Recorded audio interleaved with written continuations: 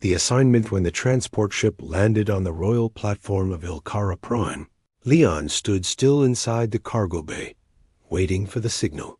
The air was heavy, not with heat, but with the weight of expectation. He wasn't a soldier anymore. He was something else now, a gift. Humans and Ilkarans had recently signed a deep bond trade pact. The Ilkaran people were tall, proud, and ruled by a royal bloodline that rarely trusted outsiders. But now, for the sake of peace, they had accepted. Something never done before. A human companion assigned to the future Queen Lion had trained for this. He had read every file, understood every rule. Be respectful. Be silent. Be ready to serve. He was told the heiress, Lyra, was graceful but cold, strong but isolated. She didn't need a bodyguard. She needed a human to understand her emotions and respond. A soft companion, someone who could comfort, listen, and follow orders without stepping out of line. Leon had no problem with that. At least, that's what he believed until he saw her. The massive platform doors slid open. A small group of Ilkaran. Guards entered first, their golden armor glowing under the white sunlight. Then she walked in. Lyra. She was different from what he imagined. Her eyes were sharp, scanning every corner of the room like a hunter. Her long braid fell over her left shoulder, and her silver suit looked more like a warrior's than royalty. She didn't walk like someone used to being served. She walked like someone used to taking what she wanted. Leon straightened his back and waited. Lyra's eyes met his. She stopped a few feet away, saying nothing for a moment. The silence was longer than comfortable. "You are the human?" she asked, her voice calm but edged with challenge. Leon nodded. "Yes, Your Highness. I am here to fulfill your needs." A flicker passed through her eyes. Amusement? Or maybe something else. "We'll see about that," she said quietly. Before he could respond, she turned to her guards. "Leave us." They hesitated. "But Princess," I said, "leave." Once the room emptied, she faced Leon again. "Do you know why I accepted this bond?" I assumed ... To honor the treaty? She laughed softly. "Wrong. I accepted because they wanted me to be soft, quiet, and calm like a future queen should be. They thought a human would help me become that." Leon didn't move. "I don't want soft," she continued. "I don't want quiet. I want real, and I want someone who doesn't break the moment I push." Leon kept his eyes on hers. "Then I think you'll be disappointed." "Oh?" She stepped closer. "Why is that?"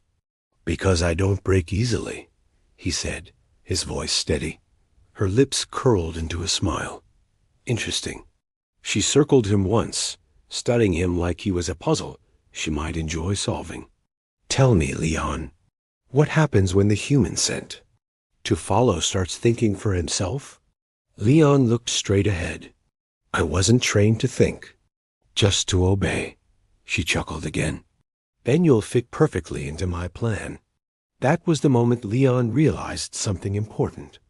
He wasn't just here to be her companion. She had brought him here for something else. Something no treaty had mentioned. And whatever it was, it had already started.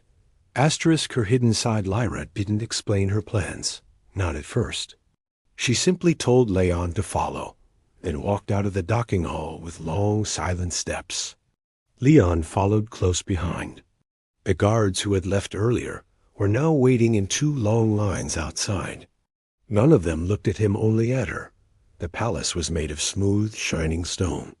Giant trees grew inside the halls, their leaves glowing. Faintly, water ran through the floor in small streams, and soft light fell from above. It was like walking through a dream, but Leon kept his thoughts sharp. He was trained for this. Trained to listen, watch, and understand. Lyra didn't speak again until they reached her private chambers. The room was large, with tall windows, golden cloth hanging from the walls, and a deep couch near the center. She motioned for him to sit, then turned away and stood by the window, staring out at the stars. "This world looks peaceful," she said softly. "But it's a lie." Leon sat, unsure if he was supposed to respond. When she didn't stop him, he spoke. "Because of the politics?" "No," she said, "because of expectations." She turned, arms crossed. "They want a perfect heiress. I'm not perfect. I'm not even sure I want to rule. But if I say that out loud, they'll replace me. Or worse, marry me off to someone I hate." Leon tilted his head. "So, what do you want?" She stepped forward slowly. "I want control. Over my own path, over my future. That's why I chose a human. They can't control you like they do the others. They think you're safe, harmless. And are we?"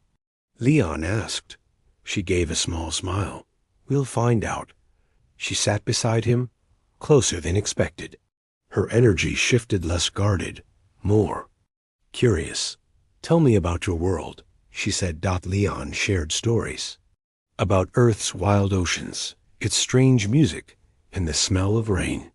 Lyra listened with surprising interest. She didn't interrupt, didn't act bored. "That's what I want," she said at last. "Freedom to explore, to feel, not just serve a role." Leon looked at her. "Then why not run?" "Because they'd hunt me, and I need allies. Strong ones." Her eyes locked with his. "That's why you're here." Leon blinked. "To protect you? To help me break the rules, quietly." He leaned back. "You don't need a servant. You need a partner." She nodded slowly. "You understand." "Now." Silence filled the room, but it wasn't uncomfortable. Leon realized something had changed. She had tested him with words, with her presence, with her silence, and he had passed. "I have one condition," he said. Her brow rose. "You're making." "Demands now?" "Just one," he replied. "If we're doing this together, no lies." She stared at him for a long moment, then nodded. "No lies." Then she stood and walked to the far wall, where a control panel waited. She tapped a few buttons, and a large hidden screen opened. A map appeared marked with secret routes and coded messages. "This is what they don't want me to see," she whispered, "and this is what we'll use." Leon stood and walked beside her. He wasn't just here to serve anymore. He was now part of something much bigger. And for the first time since landing, he felt alive. Asterisk.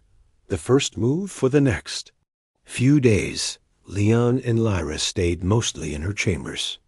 To others, it looked like the new human companion was simply learning how to serve the heiress. But behind closed doors, they were planning. Each night, Lyra showed him a different part of the secret network, hidden beneath her palace-old tunnels, sealed passageways, and forgotten storage rooms. Some had weapons, others held ancient tech. All of it was off-limits to the royal court.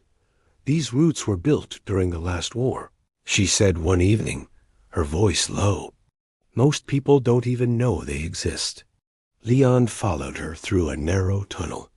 The air was dusty, but the walls were strong. Why keep it hidden? Because the council fears what it can't control, she answered.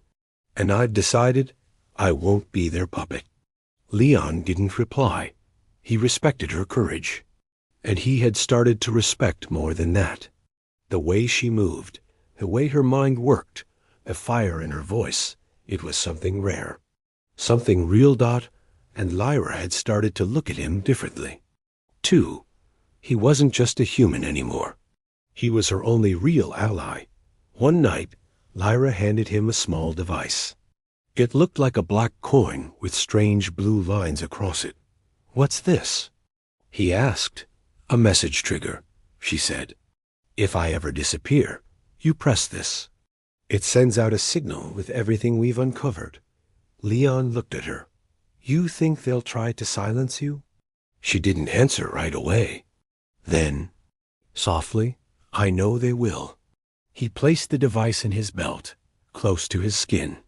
Then I'll make sure it never comes to that. She gave him a long, steady look. That's why I chose you. Later that evening, they sat near the open window of her chambers. The stars above Ilkara Prime looked like silver dust in a sea of night. Lyra leaned on the edge, her hair gently caught in the breeze. Do you miss Earth? She asked. Leon nodded. Sometimes the food, the noise, the smell of the sea. She smiled. Sounds chaotic. It is, he said, but it's honest. She turned her head and met his eyes. Are you? Leon's breath caught for a second. I try to be. She took a slow step closer. Then be honest with me now. If I asked you to run away with me, would you? He blinked, surprised. Where would we go? Anywhere the council can't reach. The stars are wide. He hesitated, then said quietly, I'd go, if it was real. If you weren't using me. Her expression shifted, hurt, but not angry. I'm not using you, she whispered. Not anymore. And before he could say anything, she leaned in and gently pressed her forehead to his dot in Ilkaran culture. It was not just a touch, it was a sign of deep trust. Leon didn't move. He just closed his eyes and stood still, his forehead resting on hers. Something had changed between them. Not duty, not roles. Something more. The door buzzed, breaking the moment. A guard's voice called out, Your Highness, the council has summoned you. Lyra stepped back, face calm again. Tell them I'm coming.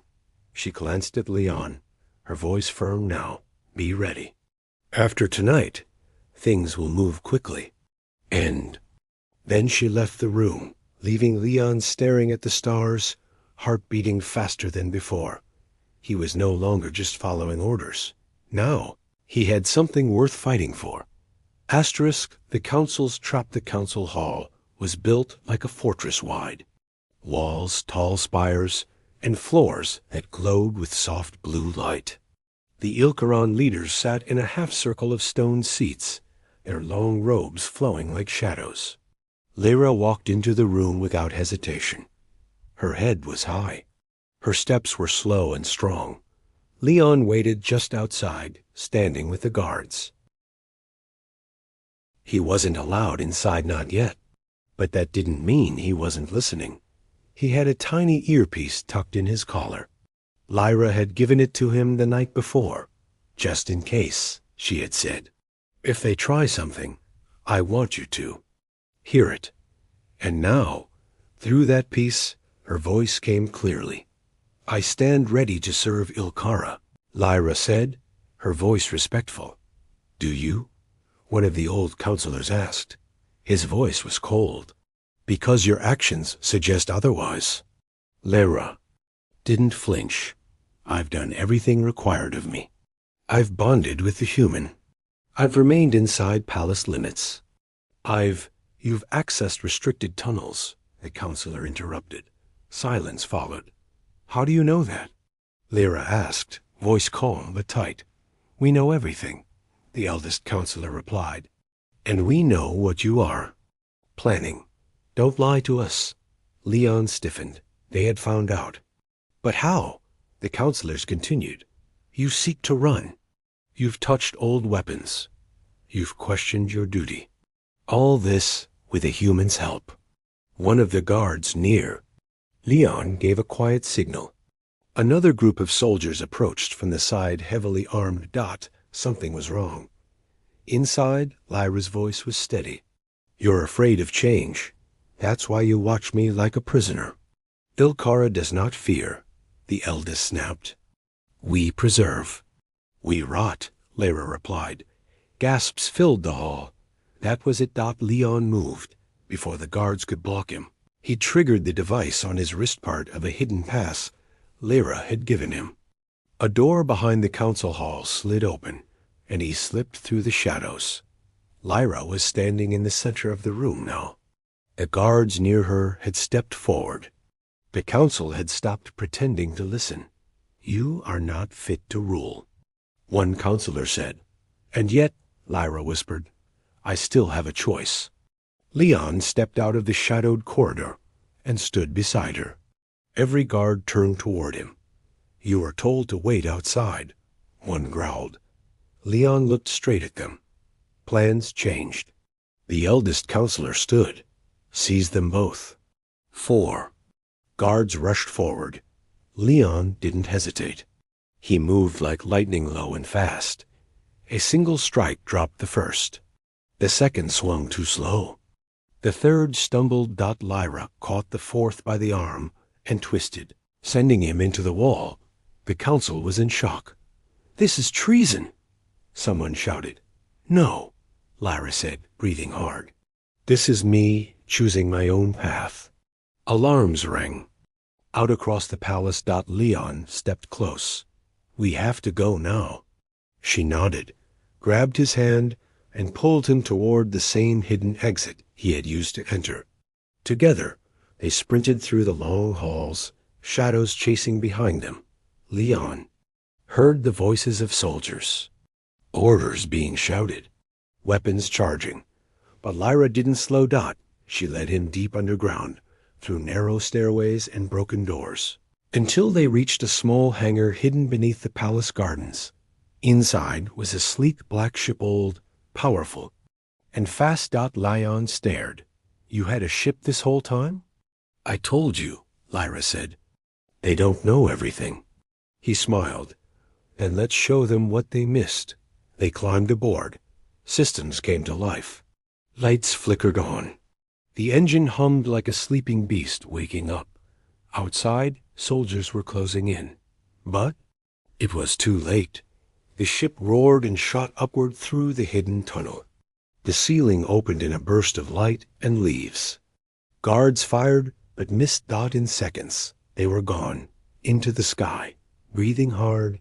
Lyra leaned back in her seat. Leon sat beside her, his hands still on the controls. She looked at him, eyes shining. "You stayed. I said I would." She smiled.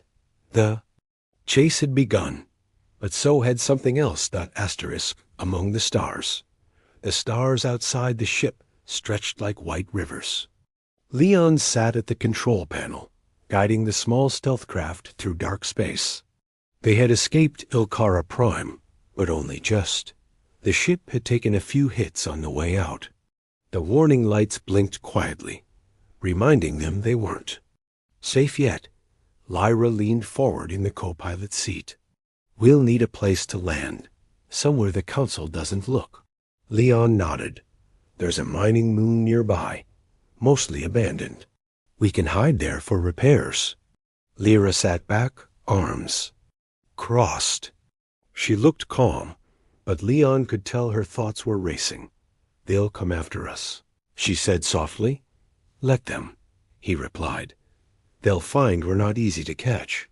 She looked at him with something like warmth. "You keep surprising me. I'm full of surprises." Their eyes met for a moment. Something passed between them, something quiet and deep. But the ship's alarm broke the silence. Incoming signal. Leon frowned. "It's from Ilkara.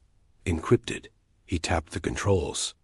A voice filled the cabin, crackling, distant. "Lyra, please return. We don't want to harm you. The council will listen if you obey." Lyra stared at the console, her voice flat. "That's my uncle. He's lying." Leon cut the message.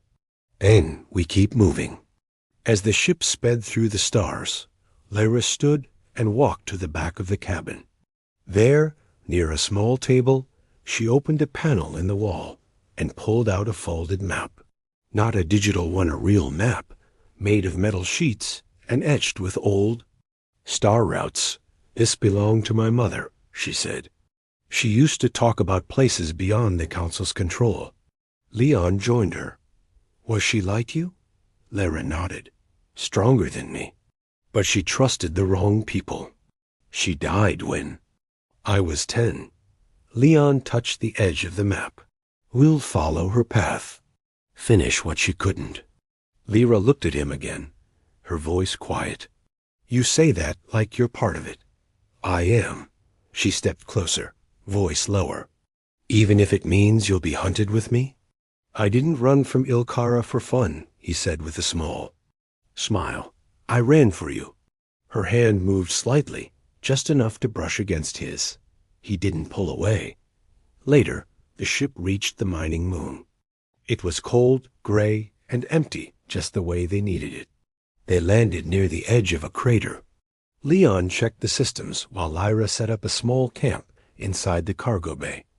They shared a meal, basic rations, and warm water. It wasn't much, but it was peaceful. As they sat side by side on a crate, Lyra leaned her head gently on Leon's shoulder.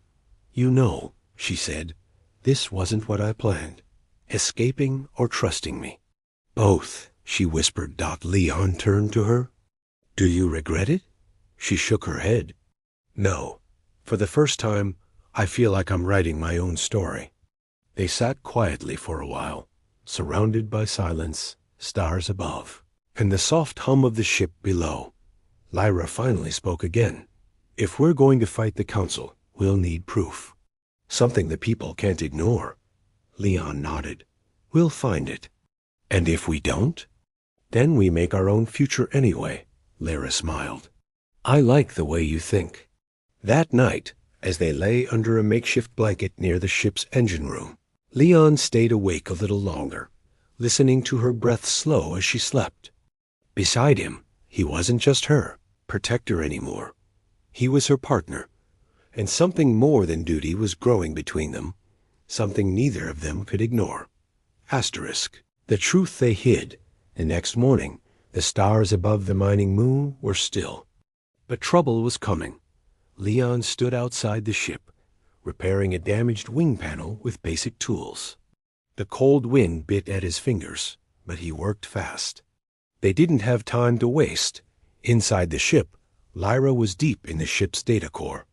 Her fingers danced across the old controls as she searched for anything that could expose the Council's secrets.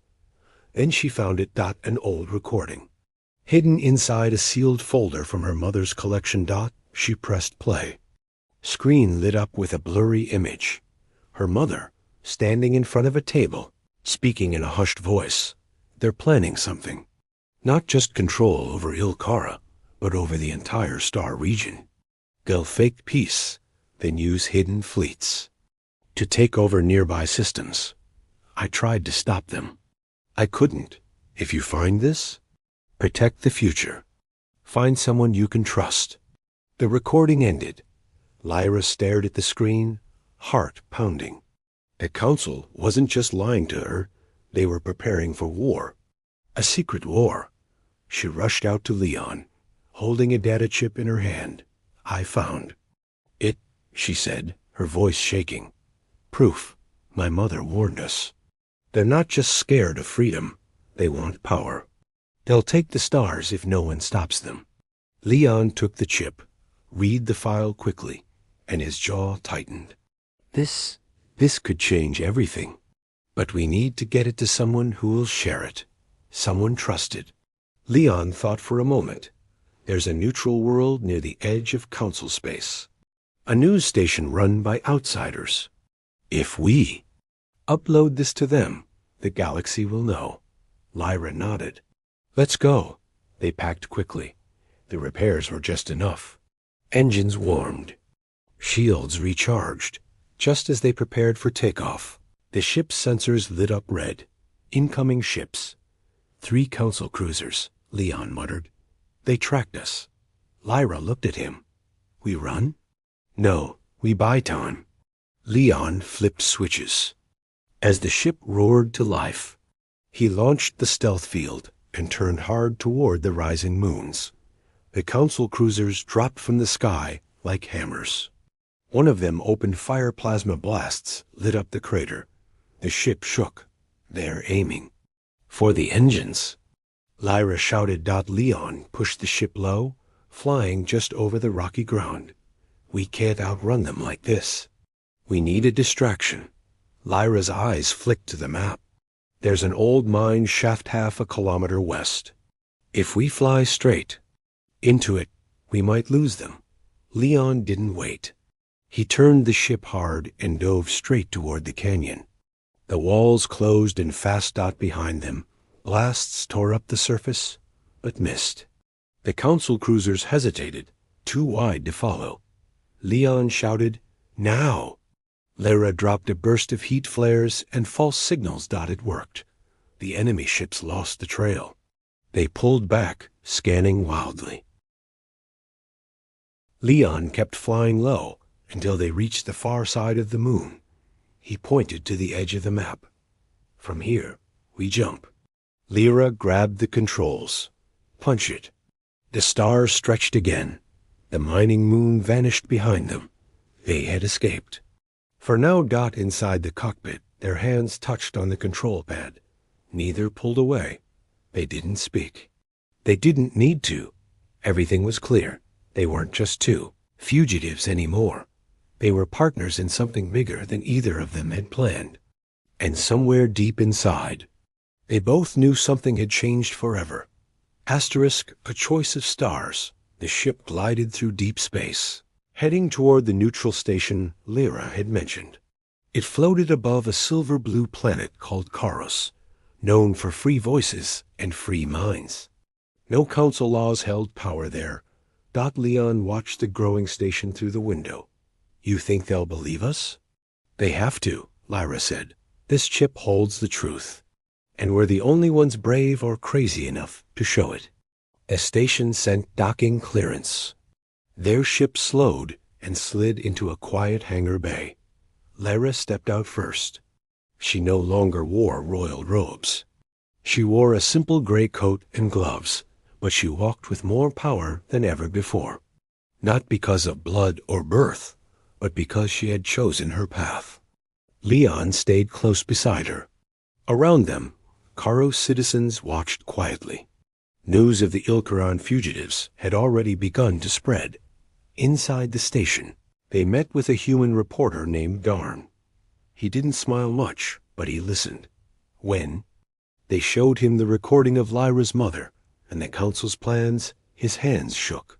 This is huge," he whispered. "If we send this out, every system near Ilkara will rise in protest." "Then send it," Lyra said firmly. An hour later, the message went live. Screens across the galaxy lit up with the truth. Voices shouted in streets. Council guards were pulled back to defend their own cities. The people had seen behind the curtain, and they were furious. Ilkara's hold on the stars was breaking, but freedom came with a price. Darn turned to them after the upload. "You both have targets on your backs now." "We already did," Leon replied. Lyra stood quiet for a moment, then asked, "What happens now?" The reporter shrugged. "Depends. You could disappear, or you could lead." They left the station that night, not in fear but in silence. Lyra sat in the ship's pilot chair, Leon beside her. The galaxy stretched out before them, wide and open. "So," Leon asked softly, "what now?" She looked at him. "We don't go back. There's nothing left on Ilkara. You could have ruled it. I'd rather live free than sit on a throne built by lies." Leon smiled. "Then where to, princess?" She looked at him sideways. "Don't call me that," he chuckled. "All right, then Lyra." She smiled slowly. "That's better." Their hands found each other again. No need for words now. In silence, they looked at the stars. They had risked everything, lost everything that tied them to who they were. But in return, they had each other and a future they could build together. Far from the council, far from orders, just one human, one alien heiress, and the entire galaxy ahead, not bound by duty, not ruled by fear, but free and together.